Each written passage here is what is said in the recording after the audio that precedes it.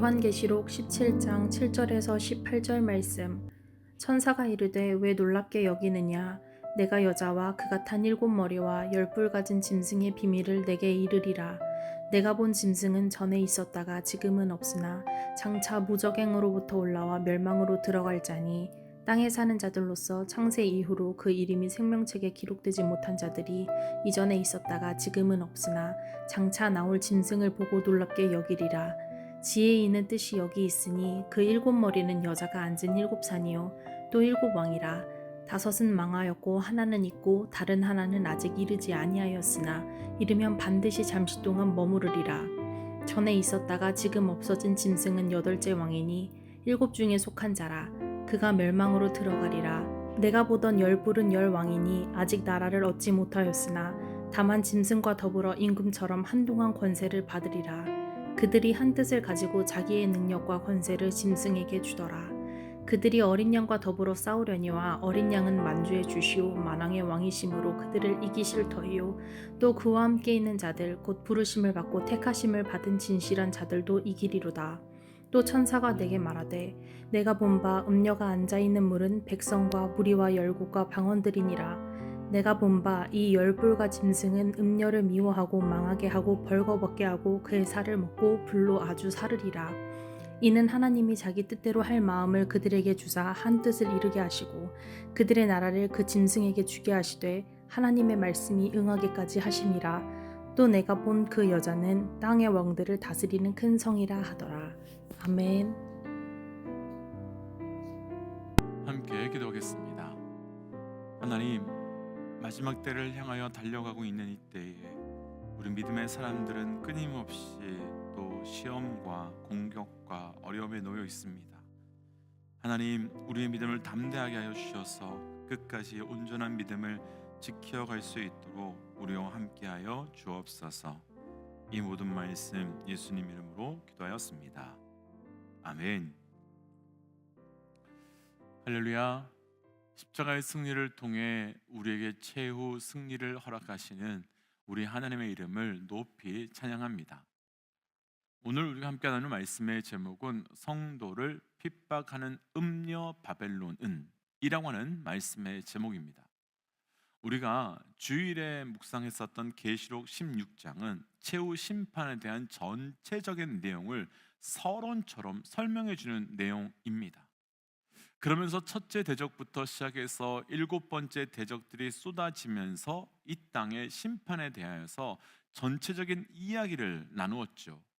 그 후 17장 이후부터의 말씀은 16장에서 나누었던 전체적인 심판에 대한 메시지 중에 중요한 부분들을 하나하나 확대해 가면서 그것이 어떤 영적 의미가 있는지를 보여주는데, 그 중에 어제와 오늘 본문이 되는 17장부터 이후 19장 초반까지는 큰 성 바벨론의 최후에 대해서 말씀해 주고 있고, 그리고 이후에 19장 후반부에서는 우리가 앞서 나누었던 두 짐승의 최후, 그러니까 그 두 짐승이 의미했었던 정치적인 지도자들과 종교적인 지도자들이 그 사단과 삼위일체를 이루어서 어떻게 최후 심판을 맞이하는가를 보여주게 되는 말씀이 앞으로 펼쳐지게 될 것입니다.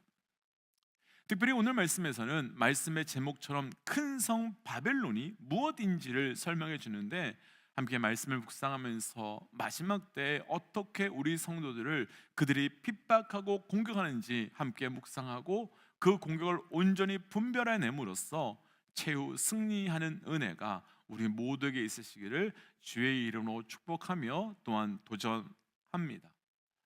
성도를 핍박하는 음녀 바벨론은 먼저 오늘 본문의 1절 말씀 함께 좀 읽어보겠습니다. 1절 말씀 함께 읽지요. 또 7대접을 가진 7천사 중 하나가 와서 내게 말하여 이르되 이리로 오라. 많은 물 위에 앉은 큰 음녀가 받을 심판을 내게 보이리라. 아멘. 17장이 시작되면서요, 물 위에 앉은 큰 음녀가 받을 심판을 내게 보이겠다라고 말씀하십니다. 그럼 이 큰 음녀는 어떤 존재일까요? 방금 읽었던 1절 말씀에서는 이 음녀가 물 위에 앉아 있다라고 말합니다.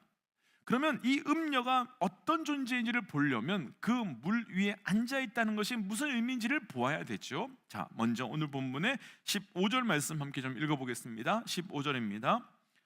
또 천사가 내게 말하되 내가 본 바 음녀가 앉아 있는 물은 백성과 무리와 열국과 방언들이니라. 아멘. 천사가 와서 요한에게 말하기를 물은 백성과 무리와 열국과 방언들이다 라고 말합니다. 그렇다면 음녀가 많은 물, 곧 많은 백성과 무리와 열국과 방언 위에 앉아있다 라고 하는 것은 어떤 의미겠습니까?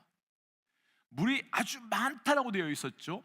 물이 아주 많다는 것은 바다 깊은 곳, 그런 바다를 의미합니다. 그런데요, 그런 바다에 가면, 바다 깊은 곳에 들어가면 빛이 전혀 없습니다. 그리고 오직 어둠뿐입니다. 그래서 언제나 물이 많은 바다는 혼돈과 어두움을 상징하는데, 그렇다면 15절 말씀에서 물을 백성과 방언과 이런 것을 의미한다, 그 말을 그대로 가져와서 말씀을 풀어본다면 음녀가 물 위에 앉아 있다라고 말의 뜻은 음녀가 모든 백성과 모든 나라와 모든 방언이라는 이 땅의 모든 사람들 위해서 역사하는 힘을 가진 어떤 존재다라고 말씀하고 있는 것이죠.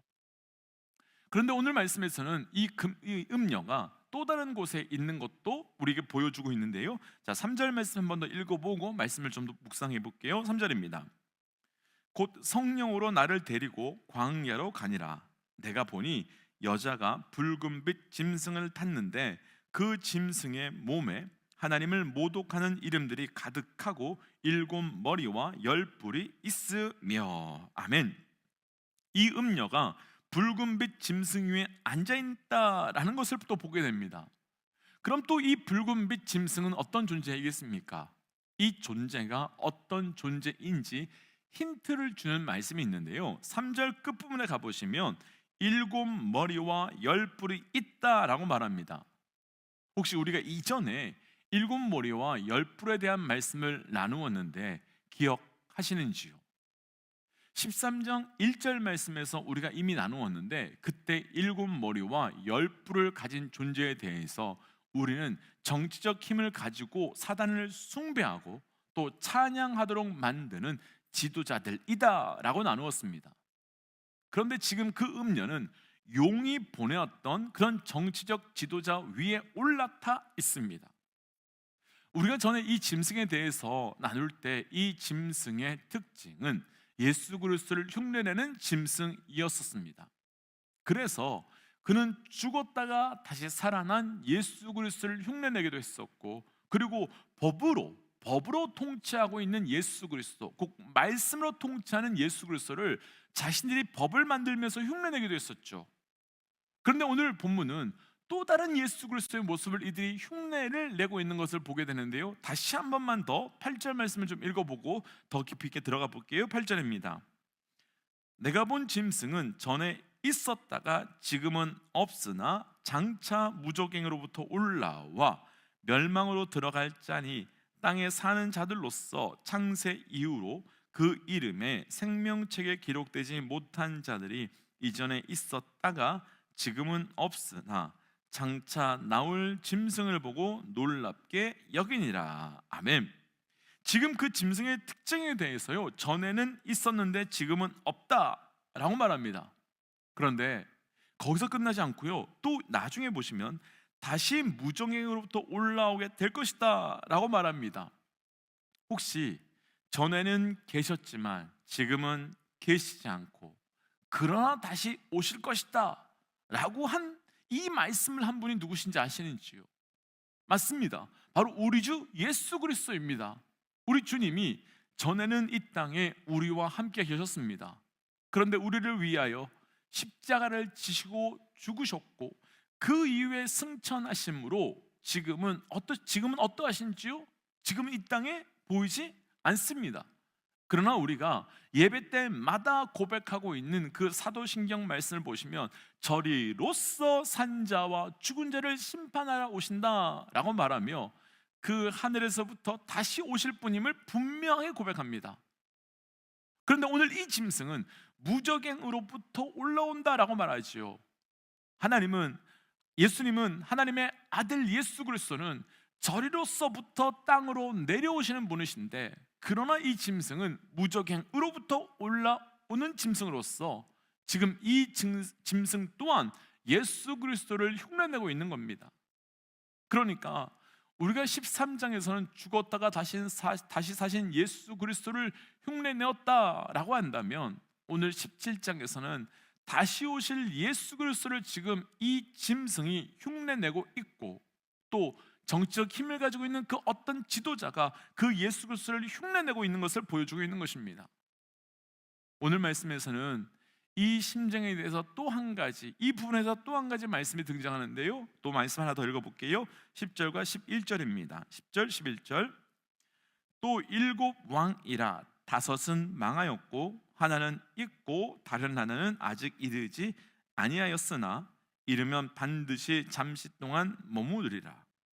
전에 있었다가 지금 없어진 짐승은 8째 왕이니 7 중에 속한 자가 그가 멸망으로 들어가니라. 아멘. 말씀이 좀 복잡한 말씀이라 조금 힘드실 텐데요. 10절 말씀 한번 보시면 7왕 중에 5은 망했고 또 다른 왕은 아직 이르지 않았다. 그리고 지금 없어진 짐승은 8째 왕이니 7 중에 속한 자가 멸망으로 들어가게 될 것이다 라고 말합니다. 간단하게 설명해 본다면요, 7 중에 하나가 죽었다가 다시 살아나서 8번째로 온다라고 하는 의미로 여전히 예수 그리스도의 부활을 흉내내고 있음을 보여주고 있지요. 여기서 망한 5 왕과 지금 세워진 왕을 어떤 한 시대의 왕으로 지칭하기도 하고 또 어떤 나라들로 지칭하기도 합니다. 그런데 여기서의 왕은 어떤 특정한 나라 혹은 어떤 특별한 왕을 의미하는 것이 아니라, 짐승이라고 하는 것은 한동안 권세를 얻어서 잠시 일어나기는 하지만 그러나 또 망하고, 그러나 또 일어나고, 그러나 또 망하고, 그러나 또 일어나고, 그러면서 예수님을 흉내내면서 주님 오실 때까지 계속해서 성도와 교회를 핍박하고 그 죽음 앞으로 이끌어 나아갈 정치적 지도자들을 의미하고 있는 겁니다. 그렇다면 지금까지 조금 복잡하게 여러 말씀을 보았지만, 지금까지의 말씀을 한번 정리해 본다면, 짐승은 결국 힘을 잠시 동안 얻어서 예수 그리스도를 흉내내면서 전에는 있었다가 지금은 없고 장차 오실 예수 그리스도를 흉내내고 있지만, 그러나 이 땅에 속해서 잠시 피고 지는 한정적인 힘을 가지고 있는, 그래서 결국은 멸망하고 망해버릴 이 땅의 정치적 지도자들을 의미하는 것이고, 결국 그 위에 타 있는 음녀는, 그렇다면 그런 지도자들을 통해서 역사하는 힘이 바로 그 음녀라고 말할 수 있게 되는 것이죠. 그렇다면 오늘 말씀의 제목 그대로 이 음녀는 성도와 교회를 어떻게 핍박하는 것이겠습니까?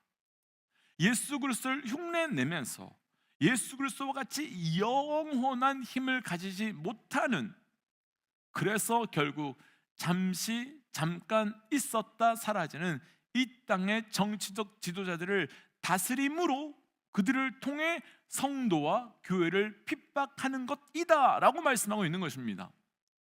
그래서 오늘 말씀 마지막에서는 그 음녀의 정체를 이렇게 아주 분명히 밝혀주고 있는데요, 18절 말씀을 읽어보고 말씀으로 좀 정리해 보겠습니다. 18절입니다.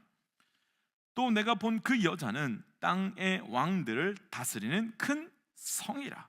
땅의 왕들을 다스리는 큰 성이라. 음녀를요 큰 성이라고 말합니다. 그럼 이 큰 성은 어떤 성이었습니까? 말씀은 지금 이 큰 성을 음녀라고 의인화하면서 그렇게 설명하지요. 결국 이 음녀인 큰 성은 어떤 사람 혹은 어떤 단체나 조직을 의미하는 것이 아니라 믿음의 사람들을 무너뜨리고 깨트리려고 하는 이 땅의 어떤 세속적인 원리와 시스템과 체계, 그런 것의 전체를 말하는 것으로 이 땅의 큰 성은 하나님을 떠난 세상 사람들을 위해서 짐승에 의하여 만들어진, 그러나 보이지 않는 체계, 시스템, 그런 것에 의하여 세상이 돌아가고 있다는 것을 이제 요한이 보게 된 것을 말하고 있고, 지금 이 땅은 그렇게 돌아가고 있다라고 우리에게 보여주고 있는 것입니다. 그렇다면 이 큰 성이자 음녀는 결국 이 땅이 지금 움직여 만들고 있는 그 짐승 위에 타 있는, 그리고 세상 사람들을 위해서 역사하고 있는 바로 세계관과 같은, 철학과 같은 그런 것을 의미하는 것이죠. 그럼 왜 이런 세계관, 철학, 시스템과 같은 것으로 성도와 교회를 공격하고 있을까요? 무엇을 기대하는 걸까요? 자, 2절 말씀으로 가볼게요. 2절, 땅의 임금들도 그와 더불어 음행하였고 땅에 사는 자들도 그 음행에 포도주에 취하였다 하고. 아멘. 이 말씀에서 음행이라고 하는 것은요, 하나님을 떠나게 만든다라고 하는 의미. 그래서 이 땅에서 결국 음료로 표현된 큰 성인, 이 땅의 어떤 시스템, 이 땅의 어떤 체계, 어떤 세계관을 따르게 되면 결국은 우리는 하나님과 멀어지게 되고 하나님 아닌 것에 의하여 움직여질 수밖에 없게 되는 것이죠. 사실 이 시대를 보면요, 우리는 이 말씀이 구체적으로 무엇을 의미하는지 분명히 알 수 있습니다. 간단히 동성애 것만 보아도 말씀은 분명히 동성애가 죄라고 말씀했는데, 이 땅에 잠깐 있다가 사라지는 정치적 지도자들은 그것이 죄가 아니라고 하는 체계, 시스템, 철학, 법을 만들고 그 법을 따르도록 만들었습니다. 그런데 우리가 그 법을 따르게 되면 그 결과는 무엇이겠습니까? 그 결과는 너무나도 명확하죠. 우리가 세상의 법을 따르게 됨으로 영적 음행, 곧 하나님을 떠나고 하나님을 버릴 수밖에 없는 상황으로 가게 됩니다. 그렇다면 우리는 이 시대를 살아가면서 분명히 결단해야 될 것이 한 가지 있습니다. 점점 더 사단의 음료는 하나님의 사람으로 살기 위해 이 땅에서 삶을 더 풍성하고 부요하게 하고 싶어 세상의 음행을 따라가는 삶으로 유혹할 것입니다. 그런데 절대 그 체제와 그 시스템을 선택하지 않아야 되고 따라가지 않겠다고 하는 영적 결단이 우리에게 있어야만 되는 것이지요. 조금 전에 나눴던 것처럼 세상은 동성애가 왜 죄냐고 만들 것입니다. 남자가 여자가 되고 여자가 남자가 되는 것이 왜 죄가 되냐고 말할 것입니다. 심지어 교회도, 그리고 믿음의 사람들도, 수많은 목회자들도 그것을 쉽게 받아들이고 받아들임을 통하여 세상과 아름답게 조화롭게 살아가려고 할 것입니다. 그런데 우리는 분별해야 되는 거죠. 그래서 도전하기는 저를 비롯해서 이 시대 우리 살아가고 있는 모든 믿음의 동역자들께서 오직 말씀의 체제와 말씀의 철학으로만 살아갈 수 있는 영적 은혜가 있으시기를 주의 이름으로 도전합니다. 이제 이 주신 말씀 가지고 함께 기도하고 싶습니다. 하나님, 끊임없이 사단은 예수 그리스도를 흉내내서 우리를 진리가 아닌 거짓으로 살아가도록 유혹하겠지만 철저히 말씀으로만 살아가는 자 되게 하시고 그렇게 살아갈 수 있는 그 담대한 믿음을 우리가 허락하여 주옵소서라고 함께 기도하겠습니다. 함께 기도할까요? 하나님, 점점 더 속이고 우리를 넘어뜨리는 세상의 그 철학과 행복 가운데 온전히 분별한 자 되게 하여 주옵소서. 아버지, 온전히 분별하며 살아갈 수 있도록 은혜를 더하여 주셔서 그 뜻대로 아버지 내가 담대히 살아갈 수 있도록 인도하시고 편한 세상을 선택하는 것이 아니라 진리로 살아가는 삶을 선택하게 하여 주옵소서. 하나님, 세상의 큰 그 음녀 바벨론은 이 땅의 시스템, 철학, 체계를 바꾸어서 하나님, 우리가 하나님을 떠나도록 만들려 할 것입니다. 하나님, 그러나 우리가 온전히 분별함으로 오직 진리로 살아가는 자 되게 하여 주시고 진리로 살아갈 때만이 주께서 주신 놀라운 은혜가 우리 가운데 부어지며 시작될 수 있도록 우리와 동행하여 주옵소서. 이 모든 말씀 예수님 이름으로 기도하였습니다. 아멘. 믿음의 동역자 여러분, 세상이 쉽게 만들었던 체계, 철학을 쉽게 따라가려 하지 마십시오. 그것을 따라가면 우리는 하나님을 쉽게 떠날 수 있습니다. 오늘 온전히 분별함으로 진리로만 살아가는 영적 은혜가 있으시기를 주의 이름으로 도전합니다. 함께 선포하고 삶의 자리로 또 기도의 자리로 나아가지요. 함께 선포하겠습니다. 하나님은 살아계십니다. 아멘. 승리하십시오. 함께 기도하겠습니다.